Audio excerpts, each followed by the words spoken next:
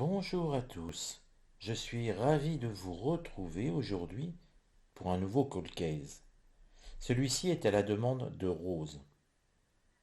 Elle me demande de revenir sur l'affaire Narumi Kurosaki, ou affaire Narumi, qui est une affaire criminelle française. Les questions de Rose sont simples. Où se trouve le corps de Narumi? Mais avant de travailler sur le sujet, sur la demande de Rose, je vais vous narrer un petit peu cette affaire, vous la résumer. La disparition de Narumi est survenue dans la ville de Besançon, en décembre 2016.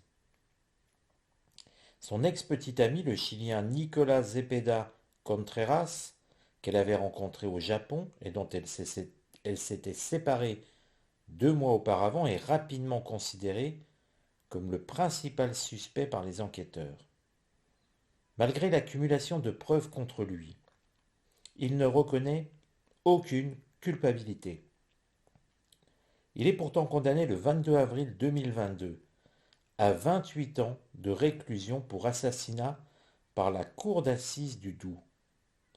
Son procès en appel, dont le verdict est annoncé, a été confirmé le 21 décembre 2023. Mais ses avocats annoncent un pourvoi en cassation. L'affaire a eu un retentissement international. Le processus judiciaire impliquant les autorités de pays de 3 continents, à savoir la France, où se sont déroulés les faits, donc en Europe, le Japon en Asie, pays d'origine de la victime, et le Chili en Amérique du Sud, pays d'origine de son présumé assassin et dont il a été extradé à la demande de la justice française en 2020. Le contexte de toute cette affaire. Narumi est née le 23 juillet 1995 à Tokyo. Elle grandit dans une famille de 3 enfants, avec ses 2 jeunes sœurs, Onami et Kurumi.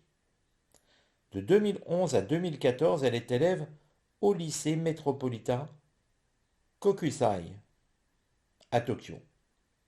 Narumi a 21 ans lorsqu'elle arrive en France le 26 août 2016 pour étudier à l'université de Franche-Comté, située à Besançon.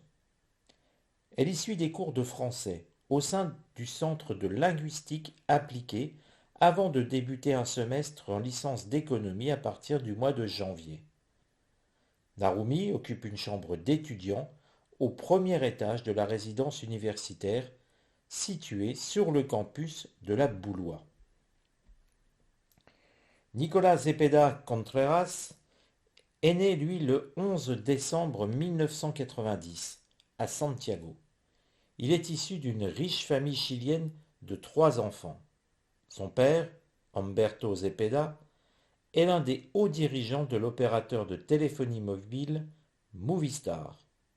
Sa mère, Ana Luis Contreras, est la secrétaire du sénateur Francisco Wenchumilla et travaille pour le service des ressources humaines de la municipalité de la San Serena. Nicolas grandit avec ses sœurs jumelles Belen et Josefa à Temuco, dans le sud du pays, scolarisé au Collegio Centenario jusqu'en 2008, où il obtient son diplôme d'études secondaires. Il étudie ensuite les sciences de gestion à l'Université du Chili. En 2014, Nicolas part au Japon pour poursuivre ses études. Il y rencontre Narumi durant le mois d'octobre sur le campus de l'université de Tsukuba. Ils entament une relation amoureuse en février 2015 et la japonaise se rend au Chili du 6 septembre au 1er octobre 2015 où Nicolas la présente officiellement comme sa compagne auprès de sa famille. Nicolas quitte le Japon en 2015 à la fin de l'année universitaire, mais y retourne dès le 12 avril 2016 pour y chercher un emploi avant de rentrer de nouveau au Chili le 9 octobre 2016 du fait de ses recherches infructueuses. Narumi met fin à leur relation peu après son arrivée en France, officiellement le 6 octobre 2016 selon les propres déclarations de Nicolas Zepeda Contreras. À Besançon, Narumi fait de nouvelles rencontres, dont début septembre celle d'Arthur Del Piccolo, étudiant à l'École nationale supérieure de mécanique et des microtechniques. Celui-ci maîtrise la langue japonaise pour avoir étudié également à l'université de Tsukuba, et il fréquente les étudiants venus du Japon. Il devient par la suite le nouveau petit ami de Narumi. Le dimanche 4 décembre 2016, Narumi se rend comme d'habitude à son cours de danse qu'elle quitte aux alentours de 16 heures. Dans la nuit du dimanche 4 au lundi 5 décembre, aux alentours de 3h20 du matin, une quinzaine d'étudiants de la résidence où loge Narumi sont réveillés par des cris déchirants suivis de bruits sourds. Rachel Hope, une étudiante britannique, écrit alors un message à une de ses amies. « J'ai peur, j'ai entendu un bruit comme si quelqu'un était en train de se faire assassiner. » Un autre étudiant, Nabil Drissi, sort dans le couloir pour vérifier ce qui se passe, mais ne parvient pas à localiser la chambre d'où proviennent les cris. Le lendemain, ses camarades s'inquiètent de ne pas voir Narumi en classe. Étant donné le sérieux de la japonaise qui n'a jamais manqué un cours, tout le monde semble se poser des questions. Le lundi 5 décembre au soir, Arthur Del Piccolo et d'autres étudiants proches de Narumi, inquiets de ne pas avoir de nouvelles de sa part, frappent à la porte de sa chambre, sans qu'elle ne réponde. Ils envisagent de demander au gardien de la résidence d'ouvrir la porte avec son passe-partout. Mais à ce moment-là, Arthur Del Piccolo reçoit un SMS envoyé depuis le téléphone portable de Narumi et lui demandant de la laisser tranquille. Les jours suivants, la famille et les amis de Narumi reçoivent des messages d'elle par SMS et via les réseaux sociaux indiquant qu'elle a un problème avec son passeport et qu'elle doit se rendre au consulat du Japon à Lyon. Sa carte bancaire est utilisée le 6 décembre pour acheter un billet de train Besançon-Lyon, un aller uniquement. Pourtant, Narumi ne dépend pas du consulat de Lyon, ville où se trouvent d'ailleurs que des bureaux administratifs, mais elle dépend du consulat du Japon de Strasbourg. D'autre part, tous les voyageurs du train qui occupaient des sièges voisins de celui correspondant à son billet affirment n'avoir jamais vu aucune jeune femme ressemblant à Narumi. D'autres messages parviennent encore à ses proches dans les jours suivants, indiquant qu'elle a un nouveau petit ami et qu'elle s'en va seule. Plus aucun message ne leur parviendra après le 12 décembre et plus aucune connexion sur le compte Facebook de Narumi n'aura lieu après le 13 décembre, date du retour de Nicolas Zepeda Contreras au Chili. Le 14 décembre, la direction des relations internationales de l'Université de Franche-Comté, après avoir été informée par le Centre de linguistique appliquée de Besançon de l'absence en cours de l'étudiante japonaise depuis le 5 décembre, alerte la police, qui intervient dans sa chambre le 15 décembre en fin d'après-midi. Ayant rapidement acquis la conviction que la disparition de l'étudiante présente un caractère inquiétant, les enquêteurs suspectent dans un premier temps Arthur Del Piccolo, le nouveau petit ami de Narumi. Lors de son interrogatoire, Arthur mentionne l'ex-amoureux chilien de Narumi, Nicolas Zepeda Contreras, qu'il présente aux enquêteurs comme un homme jaloux, possessif, et qui était d'ailleurs allé jusqu'à pirater le compte Facebook de Narumi. Dans un premier temps, cet élément n'est pas considéré comme déterminant étant donné l'éloignement géographique. Mais lorsque, grâce à la géolocalisation du téléphone de Narumi, les enquêteurs découvrent qu'elle se trouvait dans un restaurant le soir du 4 décembre et que la note a été réglée avec une carte bancaire chilienne, cette piste redevient beaucoup plus probante. En effet, dans la soirée du 4 décembre 2016, Narumi et Nicolas Zepeda dînent au restaurant La Table de Gustave, dans la petite ville d'Ornans, située à une vingtaine de kilomètres au sud de Besançon. Une caméra de vidéosurveillance les filme sortant du restaurant à 21h57. Puis à 22h58, d'autres images de surveillance montrent leur arrivée à la résidence universitaire de Narumi. Nicolas Cepeda Contreras est ainsi la dernière personne à l'avoir vue vivante.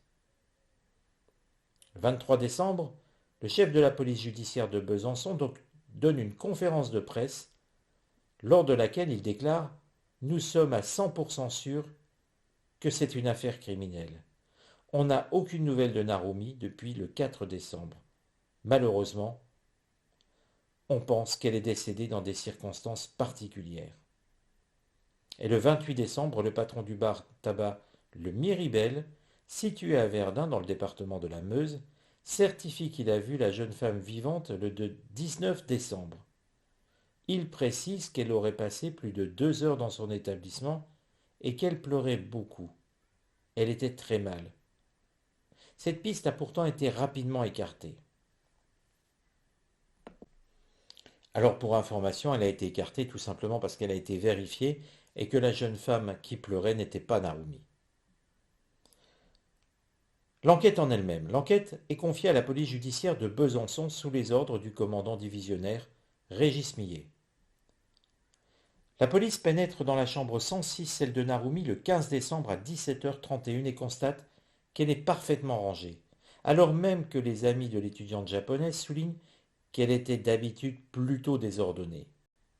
Y sont notamment retrouvés son unique manteau, alors que l'hiver a commencé, son ordinateur portable et son portefeuille contenant 565 € en liquide. En faisant l'inventaire des affaires de Narumi, ils se rendent compte par la suite qu'il y manque une couverture, une valise, son passeport et son téléphone. Des empreintes digitales relevées sur une tasse s'avéreront après analyse appartenir à Nicolas Cepeda Contreras.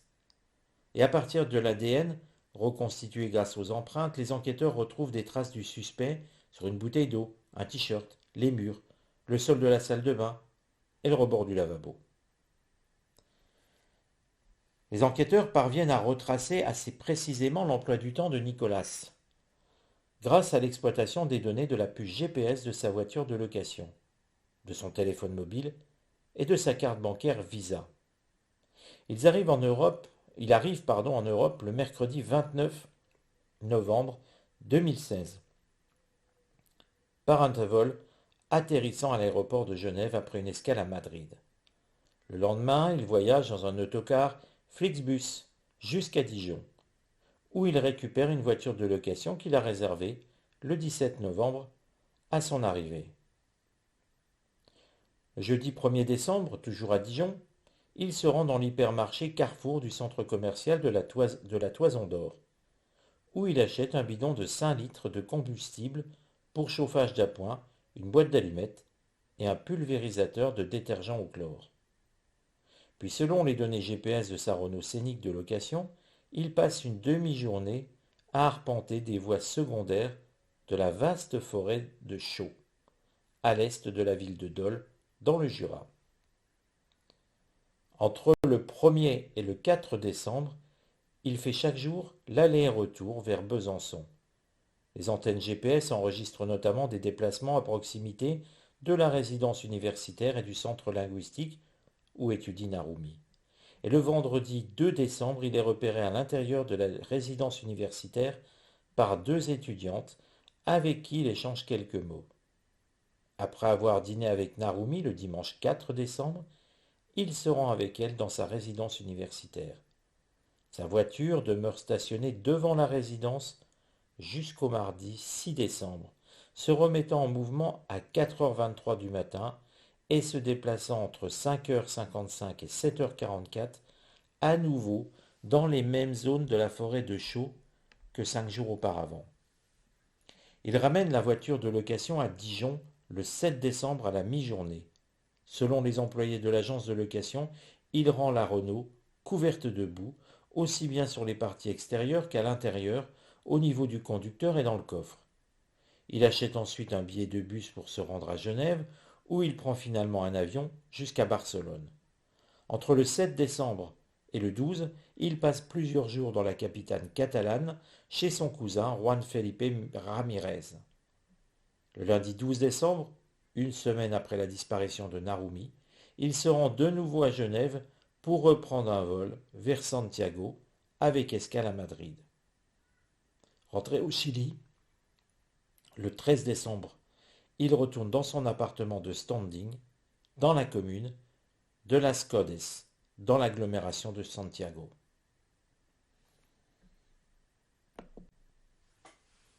Des échanges entre Nicolas et Narumi sont révélés grâce à l'exploitation de l'ordinateur de l'étudiante retrouvé dans sa chambre, dont 646 messages échangés pour la seule journée du 5 septembre qui font apparaître une extrême tension.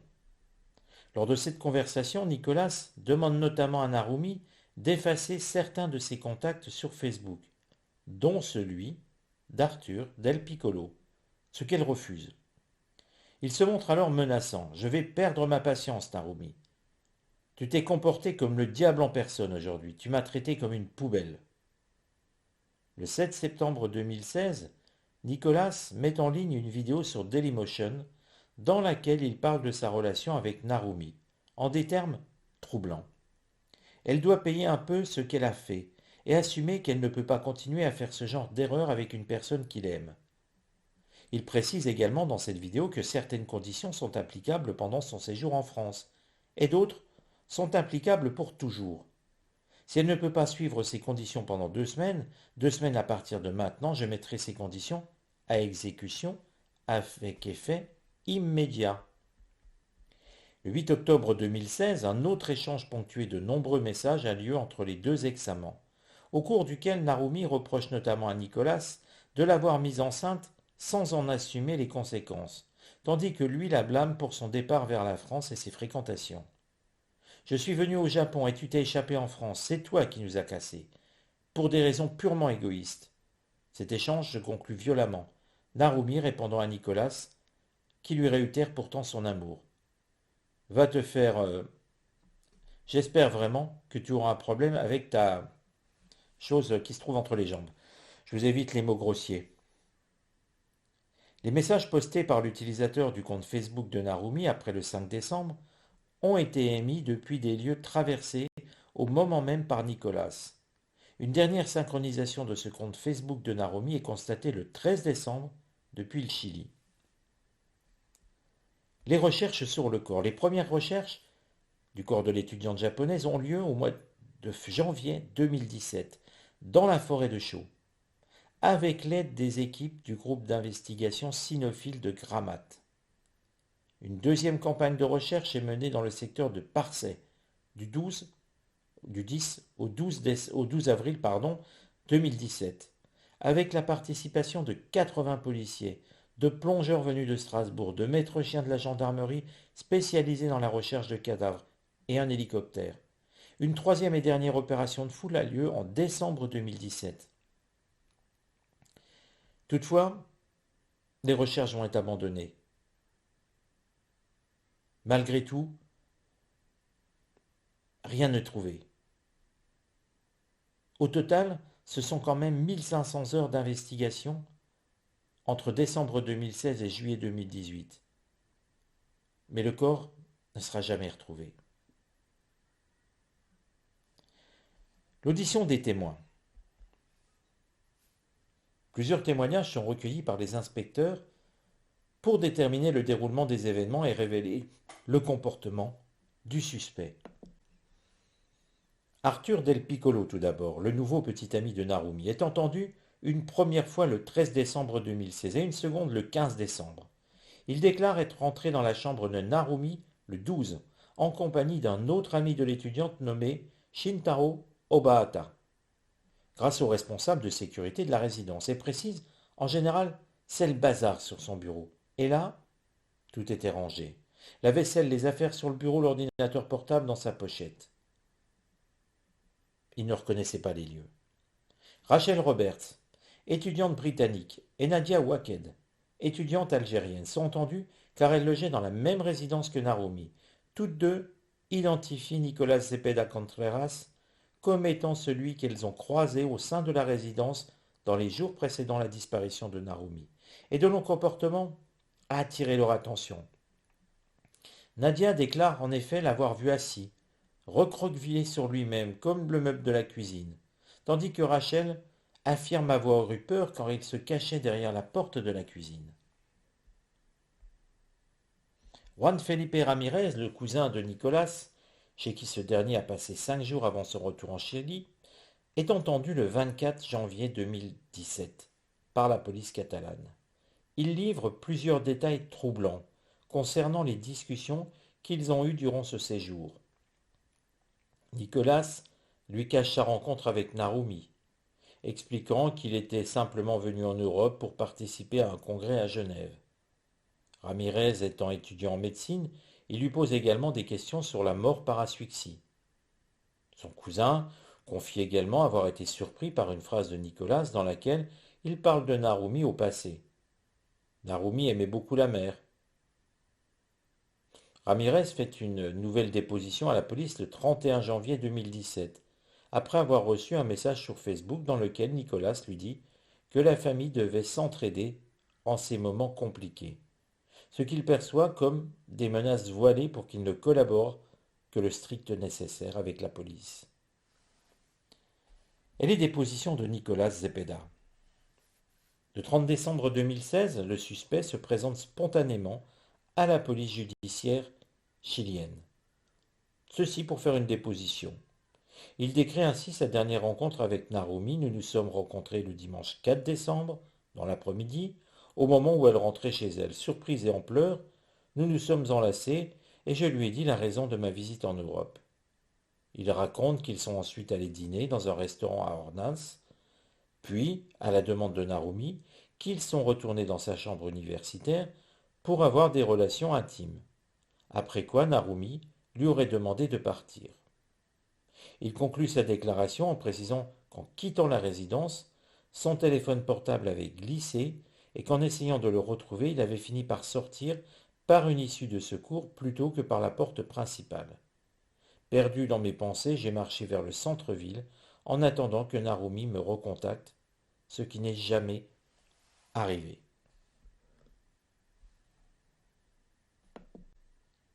Je vous passe les détails du procès. Sachez qu'après 3 semaines de débat et 5 heures de délibéré, lors du procès en appel, Nicolas Zepeda Contreras est condamné le 21 décembre à 28 ans de réclusion criminelle, la même peine que lors de son premier procès. Ses avocats ont annoncé aussitôt un pourvoi en cassation. Ce que je vous propose, c'est comme le demande Rose. Essayons de déterminer où se trouve, dans quel coin se trouve le corps de Narumi. Ça ne la fera certes pas revenir, bien sûr, mais cela pourrait permettre aux enquêteurs de clore enfin ce dossier. De le clore dans le sens de trouver le corps. Et peut-être d'y retrouver quelques éléments. Je dis peut-être parce que depuis le temps, ça peut être compliqué.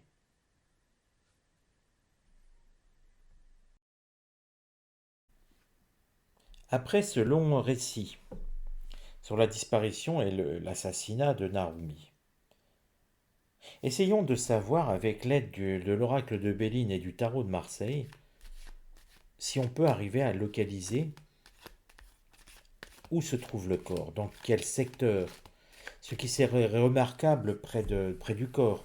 Il y a toujours quelque chose à observer, qu'on soit en forêt ou qu'on soit en ville, qu'on soit dans la nature, peu importe le lieu, il y a toujours quelque chose à observer.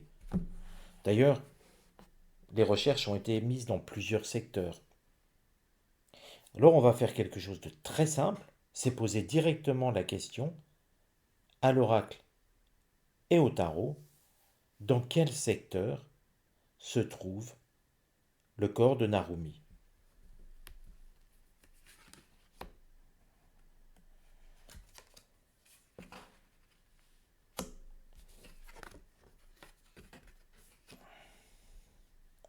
Vous voyez, nous avons la carte de la réussite. et la carte de l'impératrice. Si on observe bien, il y a quelque chose de commun. Regardez dans le fond. Je vais prendre la carte en main, regardez. On a l'impression de quelque chose en arc de cercle. Et quand on regarde cette carte, on voit un, un ovale, on va dire. C'est vrai que pour moi, il y a une vraie similitude. J'y vois quelque chose comme une forme de clairière, en arc de cercle, ou en ovale, je ne sais pas trop vous dire, mais en tout cas, quelque chose qui au centre est complètement dégarni. Et puis l'idée de l'impératrice, on a l'impression, bien que le corps est encore, je dis pas étendu à la vue de tous, c'est pas vrai, mais qu'en fait, elle se trouverait au centre d'une clairière.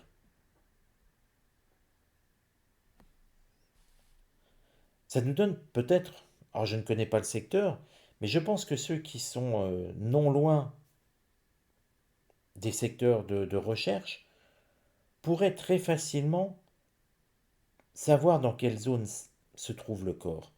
Parce que pour moi, il n'est pas en forêt. Je pense que le suspect, Nicolas, a dû masquer les pistes. Il a fait des allers-retours dans les secteurs, mais rien ne dit qu'il ne s'est pas arrêté avant, a jeté le corps avant, revenu après. Il y a plein de possibilités. Mais pour moi, le corps ne se trouve pas en forêt profonde, il se trouve bien au contraire, presque en pleine nature. Je ne vais pas dire au bord d'une route, mais pour moi, quand il a repéré les lieux, il a surtout regardé autour du trajet ce qui se passait, comment c'était articulé. Et puis, n'oublions pas un aspect psychologique. Nicolas était amoureux, possessif, mais amoureux. Il considérait Narumi comme sa chose, son trophée. Un trophée, on ne le met pas au fond des bois. Un trophée, on l'expose à la lumière, ce qui nous semble montrer ici avec le septénaire du soleil. J'ai beaucoup plus le sentiment que le corps de Naomi, même s'il est recouvert de terre, il est mis en évidence au soleil, comme un trophée. Trophée par rapport à un pervers, par rapport à un narcissique, qui lui, quand il possède un trophée, a tendance à le montrer, à le laisser avec une possibilité de vision. Les enquêteurs n'ont pas cherché au bon endroit. Il y a sur les chemins empruntés, sur la route empruntée par Nicolas, quelque chose qui évoque cette forme que l'on voit ici. Peut-être même un terrain agricole. Vous voyez des arbres qui sont autour d'un terrain agricole, quelque chose de ce goût-là. Et Naomi, son corps, est dans la terre, certes, mais cette terre est frappée par la lumière du soleil. Et on pourrait se dire même que le narcissisme de Nicolas l'aurait poussé à pouvoir observer ce lieu, sans forcément s'y rendre. Vous savez, maintenant, avec Google Maps, on peut très bien le voir, on va dire, en étant du Chili, par exemple. Ce qui serait difficile dans une forêt.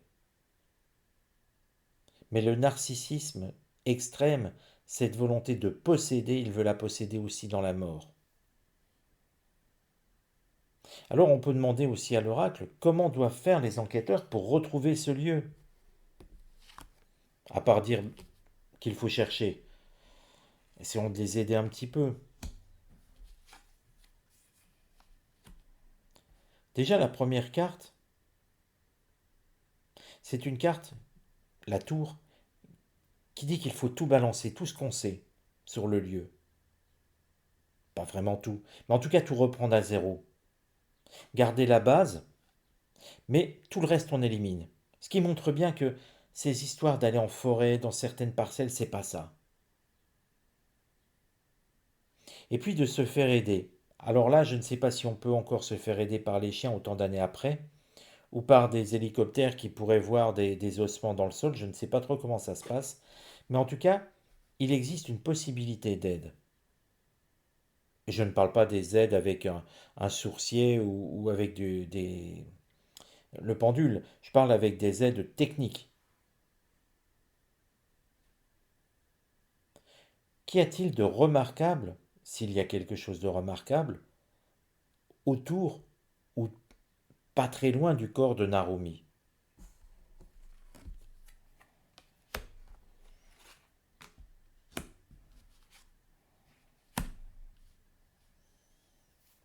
Regardez la similitude, observez la similitude entre cette forme ici du casque avec des ailes et quand on regarde de loin cette carte de la justice. Regardez, attachez-vous à la forme. On a l'impression d'un casque avec des ailes et même ici, pour moi, il y a quelque chose, une coiffe, quelque chose. D'ailleurs, regardez, on retrouve encore la même coiffe sur l'impératrice, quelque chose de volumineux, quelque chose de remarquable. Peut-être un monument avec un casque, peut-être. Pour moi, il y a quelque chose qui donne cette idée de casque ailé. C'est la forme, c'est pas tellement le thème du casque, hein. C'est vraiment l'idée de ce schéma d'un casque ailé. C'est non loin de cette forme. Vous voyez, je vais même vous la dessiner, cette forme. Je vais prendre un papier, parce que parfois, il faut arriver à représenter cela tel qu'on le perçoit. Alors, je ne suis pas un grand dessinateur, vous voyez, mais j'aurais l'idée de quelque chose qui ressemble à ça, vous voyez.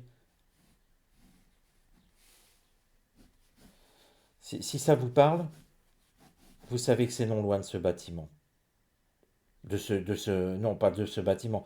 Non loin de quelque chose qui ressemble à ça, vous voyez. Moi, je retiens plus la forme.